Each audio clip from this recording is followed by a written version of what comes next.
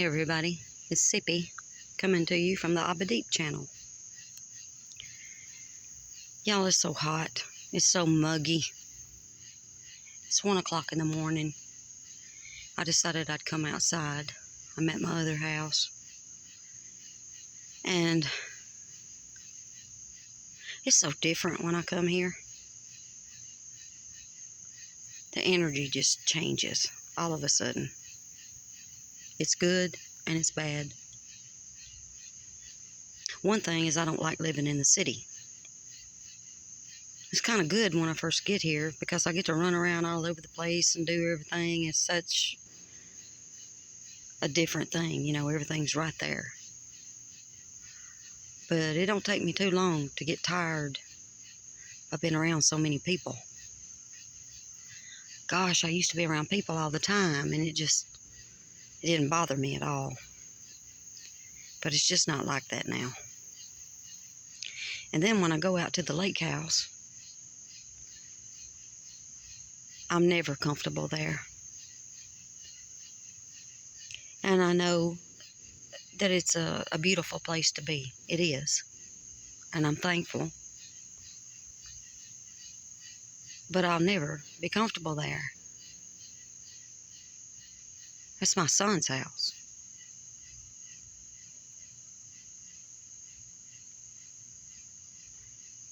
And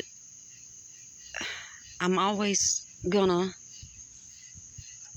never look at that lake and not see my son. I'm never going to be in that house and not see my son. We had a lot of good memories there.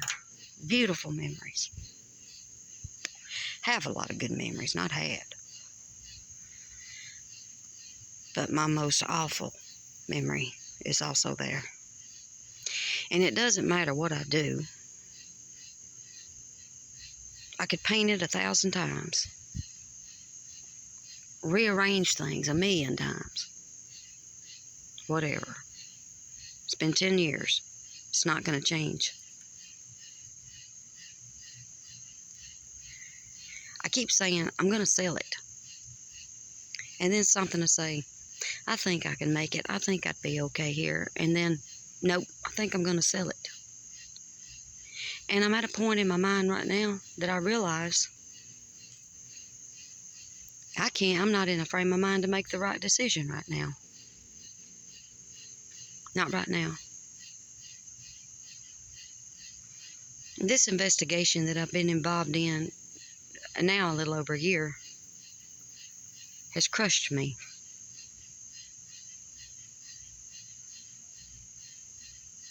And it's because my son got brought into it.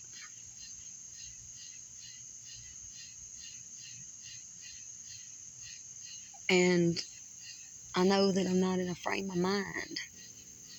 I'm not in a frame of the right set, balanced emotions to be making any serious decisions right now about anything.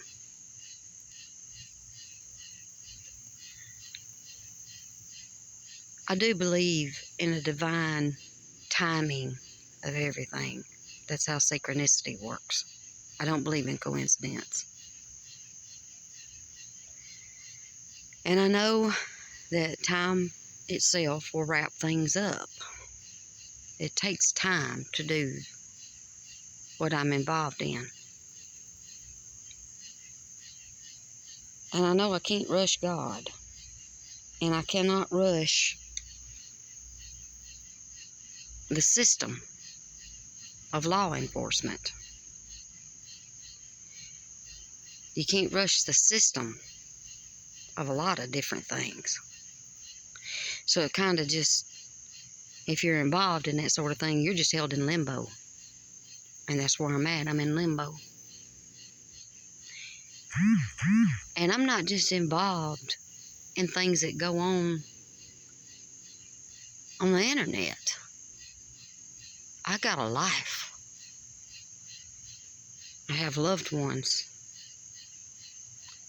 that are in dire need right now of my assistance. And I'm trying to balance myself out between these loved ones. The two main people in my life that I have left. And these are medical emergencies.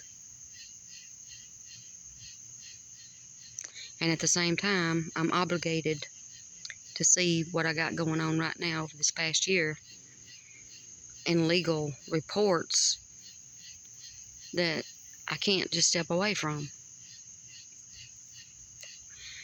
And at the same time,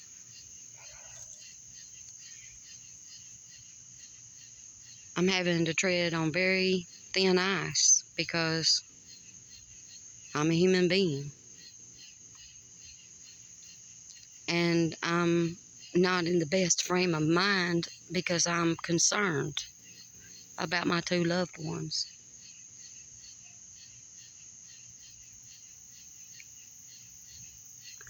In the past year, I've lost two very close friends. And then not even a month ago, I lost another friend. She wasn't a close friend, but she was a good friend. And then the other day, I woke up and my first two emails, I check my email first before I do anything. I get the first email telling me that one of my friend's father passed away unexpectedly. And the next email I opened up, I have a request for one of the plots that I bought and donated in memory of my son to carry on his legacy for his love for St. Jude. A request for a plot for a month-old twin baby. And it just broke my heart for the whole day. And that same day, I go on social media and there's more stuff trying to beat me into the ground or beat me into a mental hospital or beat me to death by my own hand, trolling me about my son. And I'm like, how much more of this can I take as a human being? Spiritually, I am strong, strong, strong. But if I don't remain in balance with spirit, how will I react physically? I don't know. I don't know.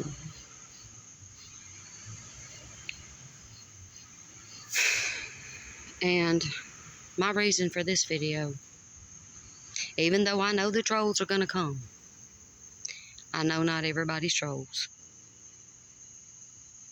My reason for this video is to ask for prayer. To ask for your thoughts as I go through the rest of this. To ask for your meditation. For just a positive thought. Light a candle, something. Anything that you're willing to do. Not just on my behalf, but on behalf of my two loved ones that really need prayer right now. And their loved ones. Both of them have children. They're grown children, but those children have children, which means they have grandchildren. One is my brother. And even though I'm the oldest of 4 other siblings, this brother is the closest to me. I don't have any association with my other 3 siblings. And when he's gone,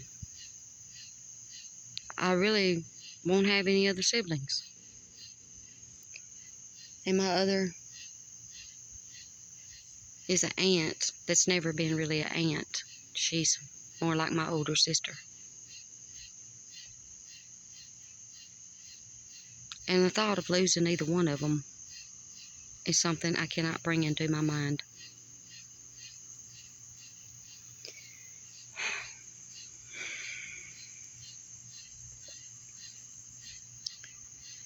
But I also need prayer for these victims of these trolls, because they're more than trolls. They're predators.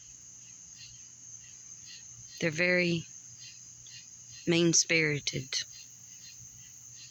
I hate to say evil. I don't like that word. But evil exists. If holy exists, evil, a whole heaping hill exists of evil. And I'm praying a hedge of protection around these victims, as well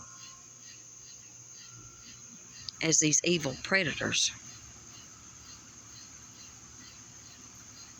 You say, well, why would you pray for them? They deserve what they get. Because God says, pray for your enemies. That's why. God says, love your enemies. It's hard to love somebody that does the kind of things that these people are doing, and the kind of comments that they leave, and how they don't care if they just push you right on over into the abyss. But I do pray for them. I pray for them too, just in case I end up losing my freaking mind.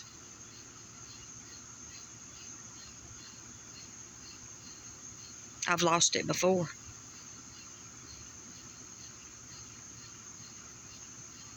I don't want to lose it again. I've went into blind rage before and not remembered what was going on during the time I was in the rage. Thankfully, my two brothers were there.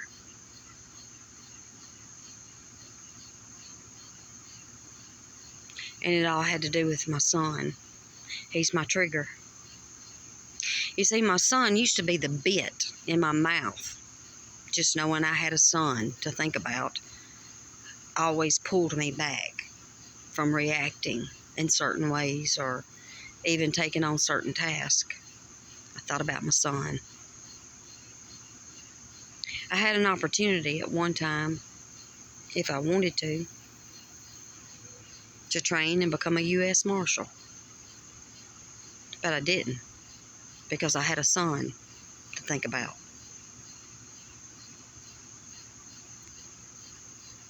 There's been times I've been pissed off and would think about, I should just go stomp her ass. Or I should just show this man just how powerful I can be. And that bit would pull me back like a horse. You got a son. You got a son. And now that I don't have him here, I won't lie. I've had thoughts go through my mind. And I think about my age. And then a bit would get in my mouth and say, you need to think about your brother. You need to think about your aunt. Settle me down. There's been times when I've been really, really bad depressed and down the abyss and just don't want to live no more. Just don't want to be here. Not without him.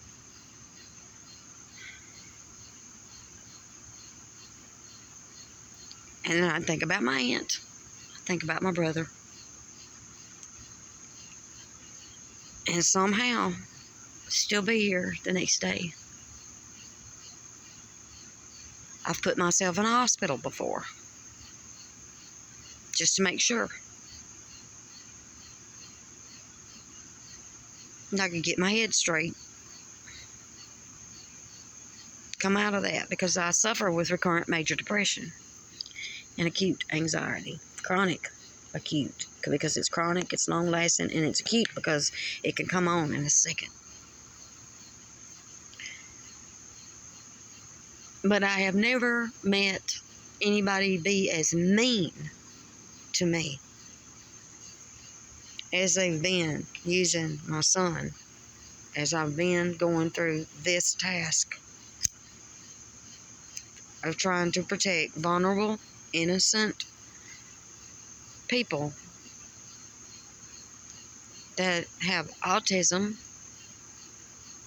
and other disabilities, some of the mind and some just outright disabled because of physical disabilities, some that have seizures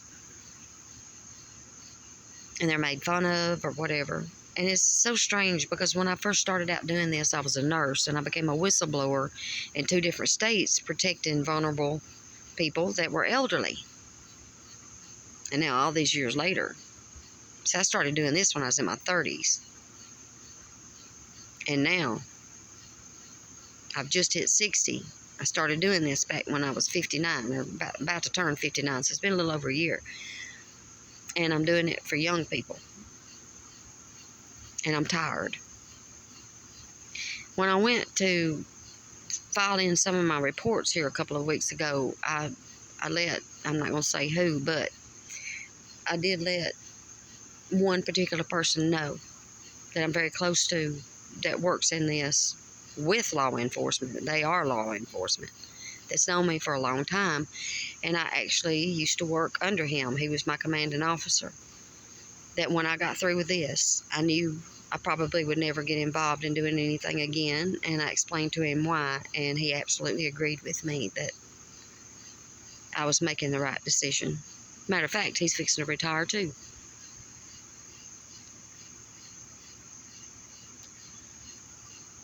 And I thought I was going to feel guilty about that, but I don't. I know it's in my best interest and that I've done my duty.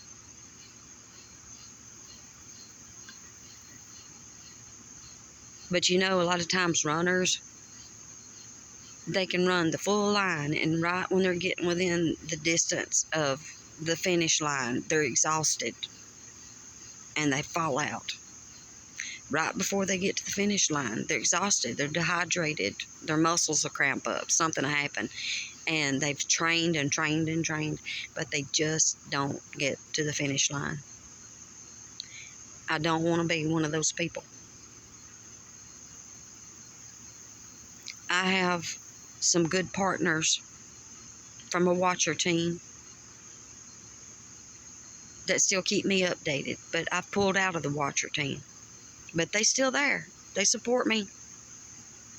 They still watch my back and give me information that I need, and I love them.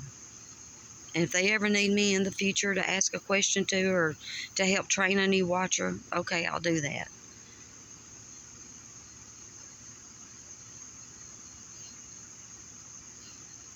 But I'm weak right now. And I don't like being weak. But it reminds me that I'm a human. And that I need to be humble in being a human. And it's okay to cry. It's okay to cry. It's okay to be weak.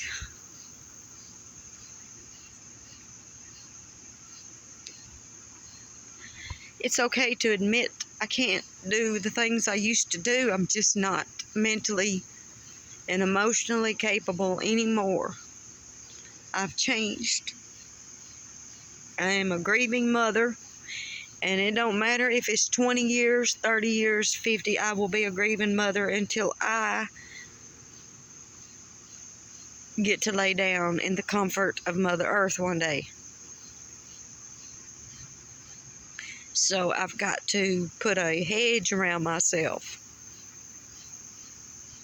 and protect myself so that I can protect others. Only this time, I'm not going to be protecting older people and younger people or just me.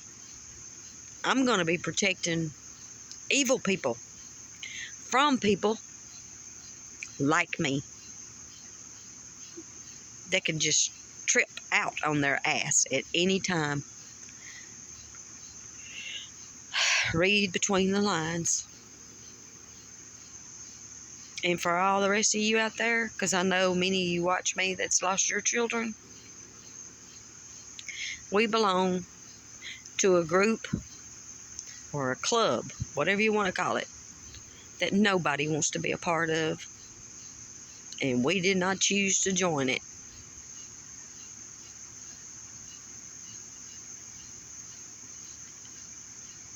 So no matter what these people are doing, join with me as one of your sisters, and let's pray for these people as we pray for ourselves, that we can love them, that we can forgive them, and continue in our duty, whatever that duty is. And I think the one thing that our children would tell us is, Mama, Daddy, please don't let these people get to you because of me.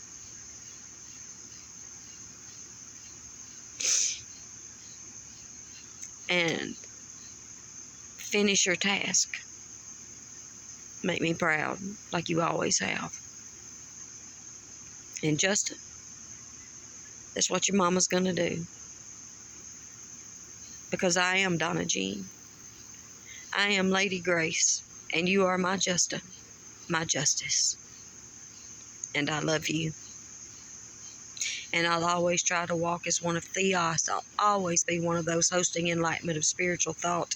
I will not let my carnal mind get to me. And for you, I will live. And I will succeed with Christ in me, the anointed. Always with the consideration of 153. I love you, son. And for everybody that tries to scoop anything dark and heavy upon me, may the Lord have mercy upon them, for they ain't doing nothing but scooping coals of His fire that cannot be quenched upon them as their mind begins to be lost and their heart hollow and made into nothing but pure stone, as their flesh reminds them every day that they are nothing without the power of God.